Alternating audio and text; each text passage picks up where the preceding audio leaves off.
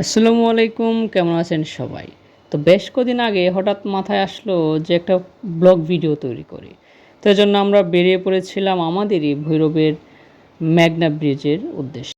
তো প্রথমে আমরা বাস স্ট্যান্ড থেকে একটা অটো করে বাজারে যাওয়ার জন্য রওনা দিই, কেননা আমরা বাজার হয়ে ওই দিক থেকে মেঘনা ব্রিজে যাব।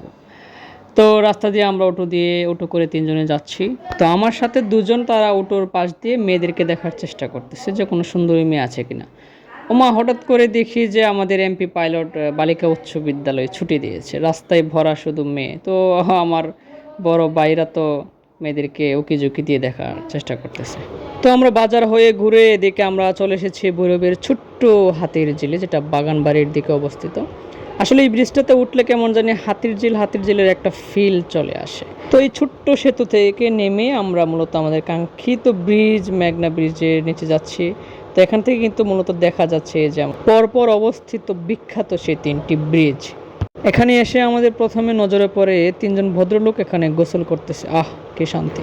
এই জায়গাটিতে দাঁড়িয়ে যদি আমরা ব্রিজের দিকে তাকাই এবং চারপাশে একটু দেখি, তাহলে দেখতে পারবো কি অপরূপ সৌন্দর্যে ভরা এই স্থানটি। তো এখানে আসলে আলাদা একটা ফিলিংসই কাজ করে। তো দেখতে দেখতে আমরা কিন্তু সীমানার মধ্যে ঢুকে পড়েছি।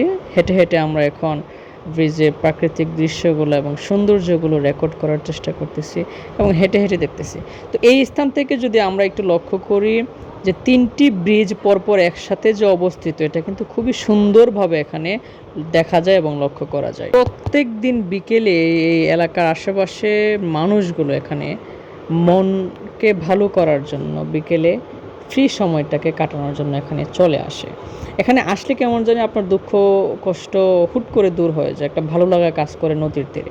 তো পাশাপাশি এখানে অনেক ছোটোখাটো হকার বা দোকান রয়েছে, যেখানে মানুষজন নদীর প্রাকৃতিক সৌন্দর্য উপভোগ করার পাশাপাশি এখান থেকে নানান কিছু কিনে খেয়ে থাকে, এমনকি সেটা সিগারেটও হতে পারে। এটি আসলে ভৈরবের একটি বিখ্যাত পর্যটক কেন্দ্র, যেখানে ঈদ এবং প্রত্যেকটি উৎসব মুখর দিনে মানুষ এখানে ভিড় জমায় এবং দিনগুলোকে করে তোলে আরও আনন্দময়।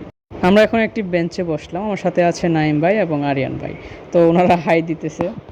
আমি নাইম ভাইকে জিজ্ঞেস করলাম, ভাই তো এখান থেকে কি কোনো মেয়েকে পছন্দ করে বিয়ে শাদী করবেন কিনা? তো উনি মুচকি আসতেছে এবং সাড়া দিচ্ছে যে হ্যাঁ, অবশ্যই দুজনেই এক পায়ে রাজি এখান থেকে বিয়ে করবে, এবং ওনারা কিন্তু মেয়েও দেখতেছে এখানে, এই যে দেখে। সর্বোপরি এই ভিডিওটা আসলে অনেকদিন আগেই ধারণ করা, তবু হঠাৎ করে স্মৃতিচারণ করতে ইচ্ছে করলো, তাই ভিডিওটা একটু পাবলিশ করলাম। তো জানি না কেমন হয়েছে, ভালো হলেও জানাবেন এবং খারাপ হলেও জানাবেন।